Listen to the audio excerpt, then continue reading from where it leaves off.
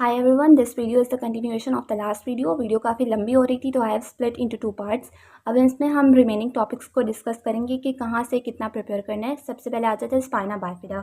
Spina bifida आपका बनता है chapter number 15 of this book और इसमें से आपने बहुत सिलेक्टेड प्रिपरेशन करनी होती है. सबसे पहले आपको टाइप्स ऑफ स्पाइना बाइफिडा पता होनी चाहिए और ये सब आप स्किप कर सकते हैं. जो स्टार्टिंग का इंट्रो लिखा हुआ है, you have to prepare from this topic. Occulta क्या होता है, सिस्टिका क्या होता है, मेनिंजोसील क्या होती है, माइलो मेनिंजोसील क्या होती है, कुछ टर्म्स है जो आपको पता होने चाहिए. देन कियारी मालफॉर्मेशन एक टर्म इसमें आपको देखने को मिलेगी.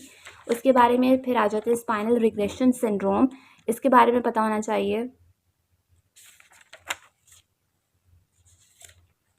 फिर स्पाइना बाइफिडा का आपको क्लासिफिकेशन करनी आनी चाहिए according to the type of lesion, कि अगर वो कहते हैं कि थोरेसिक लेवल पर लीजन है तो उस बच्चे में क्या क्या इम्पेयरमेंट्स आएंगी. लेट सपोज वो कह देता है उसका legion is from L4 L5, तो आप उसकी इम्पेयरमेंट्स बताएं और उसकी मैनेजमेंट करें. इस तरह से आपको क्वेश्चन प्रॉफ में आता है इन स्पाइना बाइफिडा. या तो बहुत स्ट्रेट फॉरवर्ड क्वेश्चन आएगा कि आप स्पाइना बाइफिडा की क्लासिफिकेशन कर दें, और सेकेंडली क्वेश्चन आता है कि a kid having lesion at this level, वो एक पर्टिकुलर लेवल मेंशन करेगा और उसकी आपको इम्पेयरमेंट्स बतानी होंगी और फिजिकल थेरेपी मैनेजमेंट बतानी होगी.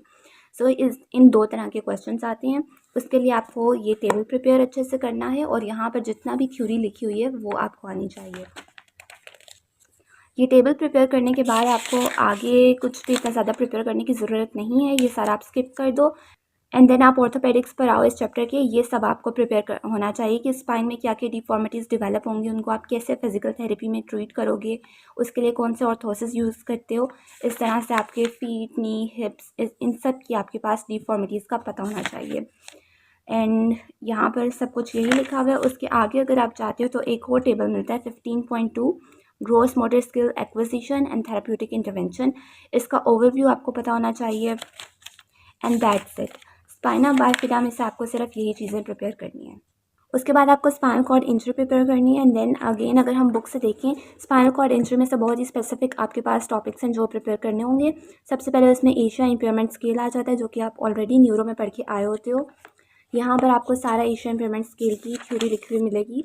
उसके बाद हमारे पास सर्टेन सिंड्रोम्स आते हैं जिसमें सेंट्रल कॉर्ड सिंड्रोम है, ब्राउन सैक्वाइड है, एंड एंटीरियर कॉर्ड है, कॉर्नेक्वाइड है, एंड कॉर्नस मेडुलारिस है. इन दोनों का डिफरेंस बहुत अच्छे से आना चाहिए और इसमें आपको पता होना चाहिए कि किस टाइप के लीजन पे कौन सा सिंड्रोम डेवलप हो जाता है और उसकी वजह से कौन सी सेंसेशन लॉस्ट होती हैं. ये तीन चीज़ें हर सिंड्रोम की आपको आनी चाहिए. देन कंकशन के बारे में 4 क्राइटेरियाज लिखे हुए हैं, ये आपको याद करने हैं. इसके बाद हमारे पास आ जाते हैं कि ये तो जो सारी उसकी मैनिफेस्टेशन है ना, कि क्या कॉन्सिक्वेंसेस हो सकती हैं, आपको किस तरह से आपको करवाना है, तो ये आप स्किप भी कर दो तो कोई मसला नहीं, ये नहीं आता थ्योरी में. उसके बाद मोबिलिटी गाइडलाइंस आपको आनी चाहिए, ये स्किप नहीं करना. ब्लैडर मैनेजमेंट के बारे में ये भी आप पढ़ के आए हुए होते हो तो बस एक दफ़ा रीड कर लेना, तो क्या है न्यूरो वाला भी लिख सकते हो इसमें. Then we have respiratory function आपको प्रिपेयर करना है यहाँ से. रिस्पिरेटरी फंक्शन के बाद आपको उसके बाद ऑटोनॉमिक डिस्ट्रोफ्लेक्सिया के बारे में भी पढ़ा होता है. आपको इसका लेवल पता होना चाहिए कि किस लेवल की इंजरी की वजह से ये डेवलप हो रही है कंडीशन और इस कंडीशन में हो क्या रहा है. That's it. इसके बाद अगर आप आगे आते हैं तो आपको यहाँ पर एक ऑर्थोटिक्स के नाम से टॉपिक मिलेगा. उसमें आपने स्पेशल कंसिडरेशन करनी है कि हाई लेवल टेट्राप्लेजिया हो गया तो किस तरह से हम उसे डील करेंगे एंड लॉन्ग टर्म फॉलोअप क्या होते हैं. इसकी एक जनरल गाइडलाइंस होती हैं, वो मैं इंशाल्लाह नोट्स में आपको पॉइंट्स में लिखवा दूँगी. एंड दैट्स इट, जो कि आपको स्पाइनल कॉर्ड इंजरी में से प्रिपेयर करना है. नेक्स्ट टॉपिक हमारे पास ट्रोमैटिक ब्रेन इंजरी का आता है. ट्रोमैटिक ब्रेन इंजरी आपने अभी अभी न्यूरो में पढ़ी होती है और अगेन इसमें कोई ऐसे डिफ़िकल्ट चीज़ नहीं है जो अब आपको पीड्स में पढ़नी पड़े, वही सब कुछ रिपीट हो रहा है. सबसे पहले हम बुक से देखें, उसमें से आपको प्रिपेयर करना है प्राइमरी इंजरी क्या होती है, सेकेंडरी इंजरी क्या होती है, सेकेंड इम्पैक्ट सिंड्रोम, ये चीज़ प्रिपेयर करनी है. Non accidental trauma, growing skull injury. उसके बाद अब आ जाती हो तो ये वाला पोस्ट ट्रॉमेटिक एमनीशिया के बारे में पता होना चाहिए. और एक हमारे पास होता है कोड टेस्ट, इसके बारे में अच्छे से पता करना है.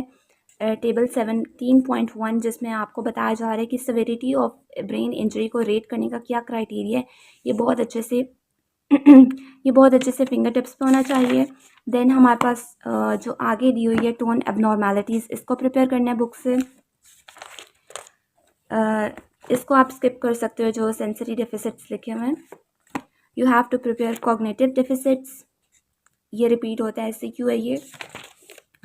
देन इसके बाद आपको ये स्किप कर देना है जो मेडिकल कंडीशंस हैं। ये आगे आपको प्रिपेयर करना है पोस्ट ट्रॉमेटिक एपिलेप्सी के बारे में पता होना चाहिए। उसके बाद वी हैव द रिहैबिलिटेशन, इसके बारे में पता होना चाहिए। और रिहैबिलिटेशन में भी आपको बहुत ज़्यादा रट्टे मारने की ज़रूरत नहीं, बस कॉन्सेप्ट होना चाहिए कि अगर पेशेंट को TBI आ रहा है उसे आप अर्ली फेज़ में कैसे करते हो, फिर वो एडमिट हो जाएगा, फिर उसको सेंसरी कैसे स्टिमुलेट करोगे, इसी तरह से आप उसे कैसे डिफरेंट सर्विसेज प्रोवाइड कर रहे होते हो। सॉरी फॉर डिस्टर्बेंस, स्पीच में जो मुझे गला ख़राब हो रहा है। देन टेबल आ जाते हैं हमारे पास 17.4 कि इसमें बताया हुआ है कि जो पेशेंट है वो TBI वो दोबारा से कब अपने जो भी उसकी थी वर्क है या वो जो स्पोर्ट्स कर रहा था उसको कैसे कंटिन्यू कर सकते हैं, उस पर कब रिटर्न कर सकते हैं। तो इसमें डिफरेंट ग्रेड्स दिए हुए हैं कंकशन के अकॉर्डिंग, ठीक है। ये आपको कंकशन के बारे में पता होना चाहिए। कंकशन का ग्रेड 1, 2, 3 होता है, वेरी इंपॉर्टेंट। देन यहाँ पर एक स्केल दिया हुआ है मॉडिफाइड GCS स्केल, ठीक है। ये आपको आना चाहिए, ये वाइवा में आया हुआ था, ऑस्पी में। हमारे कॉलेज की नहीं, किसी और यूनिवर्सिटी की ऑस्पी में ये वाला टेबल आया हुआ था, उनको सारा बताना था modified GCS, very important. And that's it. नहीं, इसमें एक टर्म आ जाती है एनॉक्सिक ब्रेन इंजरी, इसके बारे में भी आपको पता होना चाहिए। तो ये कुछ सेलेक्टेड टॉपिक थे इस चैप्टर के जो कि आपको लाजमी प्रिपेयर करनी है फॉर SCQs एंड वाइवा। उसके बाद हमारे पास certain orthopaedic and musculoskeletal condition आ जाती हैं। अब अकॉर्डिंग टू दिस बुक ये चैप्टर नंबर 10 बनता है और ये अच्छा खासा ना एक बड़ा चैप्टर है। जिस तरह से लास्ट में मैं आपको मार्किंग करवा रही थी कुछ चैप्टर्स की, इस चैप्टर में उस तरह से मार्किंग नहीं हो सकती बिकॉज इसमें बेतहाशा आपके पास ऑर्थोपेडिक एंड MSK की कंडीशन लिखी हुई हैं और उन सब के बारे में 2-2 लाइन्स हैं। सो इस पॉइंट पर आके क्या होता है, आप उन सब कंडीशन से फेमिलियर होते हो, बस एटलीस्ट कोई 7-8 न्यू कंडीशन होगी जो आप पहली दफ़ा पढ़ोगे, बाकी सब कंडीशंस आप प्रीवियस ईयर्स में पढ़ के आए हुए होते हो। तो इसमें इंशाल्लाह आपको मसला नहीं होगा। बस ये है कि इसमें थोड़ा बहुत मेसी लिखा हुआ है तो आपको रिवीजन करते हुए प्रॉब्लम होती है। उसके लिए आई हैव अ सोल्यूशन कि मैं जब नोट्स बनवाऊँगी तो मैंने उसको एक सीक्वेंस में प्रिपेयर किया हुआ है कि आपके पास रिवीजन भी हो जाएगी जो आप पिछला पढ़ के आए हो, और जो न्यू एडिशन है वो आपको बहुत ईज़िली लर्न हो जाएगा। तो इंशाल्लाह इसकी मार्किंग अलग से वीडियो में होगी जब इसके नोट्स आएँगे। देन हमारे पास डिस्ट्रॉफिस आ जाती हैं। डिस्ट्रॉफिस चैप्टर नंबर 18 में लिखी हुई हैं जहाँ पे आपके पास न्यूरोमस्कुलर डिजीज़ेज़ आती हैं। और इसमें आपके पास जो डिस्ट्रॉफिक मायोपैथीज़ है ना, 2 मेंशन है और वो दोनों आपको 1 to ऑल जितना भी उसमें कंटेंट लिखा हुआ है सब आना चाहिए, जिसमें we have the baker in the edition. अब उसमें साइंस होती हैं, बहुत डिटेल्ड है और ये बच्चे से आनी चाहिए बिकॉज चैप्टर पूरा है ना उसमें से ज़्यादातर रिपीटेड SCQ यही है, वेरी हाई यील्ड टॉपिक है, आपको बहुत अच्छे से प्रिपेयर करना है। आप इस बुक से प्रिपेयर करो, आप अपने नोट से प्रिपेयर करो या ईदर स्लाइड यूज़ करो, बट जो भी सोर्स हो आपको इसके बारे में हर चीज़ पता होनी चाहिए, इसके पैथोलॉजी से लेकर इसके ट्रीटमेंट तक, इसकी लैब फाइंडिंग से लेकर इसकी इम्पेयरमेंट्स तक, हर चीज़ आपको आनी चाहिए इसके बारे में। अच्छा, फिर उसके बाद इस चैप्टर में ना और भी बहुत कुछ दिया हुआ है बट वो इतना ज़्यादा आपको डिटेल में करने की ज़रूरत नहीं है। उसके लिए जब मैं नोट्स बनवाऊँगी तो इसकी मेजर मेजर कॉन्सेप्ट्स बस आपको आने चाहिए कि किस डिज़ीज़ में क्या हो रहा है, उसमें क्या इम्पेयरमेंट आ रही है, और कुछ उसकी मेजर स्टार पॉइंट्स होते हैं कि ये मसला है बच्चे को, तो उसकी वजह से ना उसमें ये इम्पेयरमेंट तो लाजमी आएगी और फिर हमने उसका ट्रीटमेंट देना होगा, तो वो इंशाल्लाह डिटेल वीडियो में डिस्कस करेंगे हम। लास्ट टॉपिक हमारे पास आ जाता है स्पीच डिसऑर्डर, जो कि आपके पास चैप्टर नंबर 4 में दिया हुआ है इस बुक के। इसमें से अगर मैं सिंगल मोस्ट इंपॉर्टेंट टॉपिक बताऊं तो वो आपके पास मोटर स्पीच डिसऑर्डर्स होगा, और इसमें से आपको हर चीज़ प्रिपेयर करनी है इस टॉपिक में से। ये जो टेबल दिया हुआ मोटर स्पीच डिसऑर्डर्स का, इसमें डेवलपमेंटल कौन से होते हैं, एक्वायर्ड कौन से होते हैं, ये हमें SCQ में भी आता है और ये OSPI में भी आता है। उसके बाद आपके पास एक टेबल है, टेबल जिसमें टाइप्स ऑफ डिसआर्थरिया बताई हुई हैं, ये भी आपको बहुत अच्छे से प्रिपेयर करनी है, सारी टाइप्स फिंगर टिप्स पे हों। देन अच्छा, ये करने के बाद आपको 3 चीज़ों के बारे में बहुत अच्छे से पता होना चाहिए जो कि इधर दी हुई हैं फिगर में।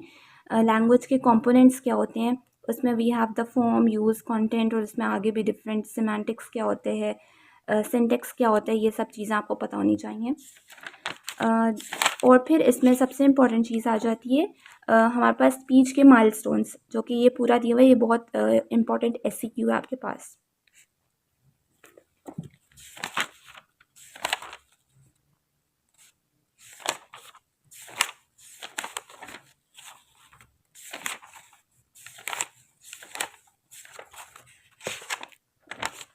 उसके बाद आपके पास 4.12 टेबल आ जाता है, जिसमें हमारे पास माइलस्टोन दिए हुए हैं फीडिंग के एंड स्वालविंग के। ये भी आपको प्रिपेयर करना है। ये एससीक्यू है और ये बहुत इंपॉर्टेंट है again for MCQs and SCQ point of view. So that's it. जो स्पीच वाला चैप्टर था उसमें से आपको यही 2-3 टॉपिक्स प्रिपेयर करने हैं। बहुत अच्छे से, बहुत डिटेल में जाने की ज़रूरत नहीं है इस चैप्टर में। अगेन वही बात है, जितना डिटेल में जाओगे उतना आप फंसते जाओगे। बहुत इंपॉर्टेंट टॉपिक्स मैंने हर चैप्टर के मार्क करवा दिए हैं। इंशाल्लाह अगर आपकी यही फिंगर टिप्स पे होते हैं तो आप बहुत अच्छे नंबर से अपने एमसीक्यूज़ को अटैम्प्ट कर सकते हो, एससीक्यूज़ को अटैम्प्ट कर सकते हो एंड वाइवा को भी आप टैकल कर लेते हो। बाकी stay tuned for further videos. इंशाल्लाह डिटेल लेक्चर्स में मैं बहुत अच्छे नोट्स बनवाने वाली हूँ, जिससे आपको रिवीजन में बहुत ज़्यादा आसानी हो। बिकॉज रिवीजन के मैं आपको पर्सनल एक्सपीरियंस से बताऊँ तो आपके पास जो PT3 में हमें एक छुट्टी थी एंड एक छुट्टी में सब कुछ कवर करना बहुत मुश्किल होता है। We had the panic attacks कि हमने किस तरह से कवर करना। हम रो रहे थे कि हमसे कवर नहीं हो रहा है। एंड पेपर करते वक्त paper was so out of context. Paper बिल्कुल भी वैसा नहीं था जैसे लास्ट ईयर्स में रिपीट होता था। Paper was pure conceptual. Paper में कुछ इस तरह की चीज़ें नहीं आई हुई थी जो बुक में इतनी डिटेल्स लिखी हुई हैं। जो मैंने इंपॉर्टेंट टॉपिक्स करवाए हैं, स्टिक टू दैट, ठीक है। इंशाल्लाह उससे आपका पेपर सॉल्व हो जाएगा। And all the best. And पढ़ाई स्टार्ट कर दें। डोंट वेट फॉर एनीवन कि वो आए और या प्रोफेसर आपकी क्लासेस स्टार्ट करे तो फिर आप प्रिपेयर करें।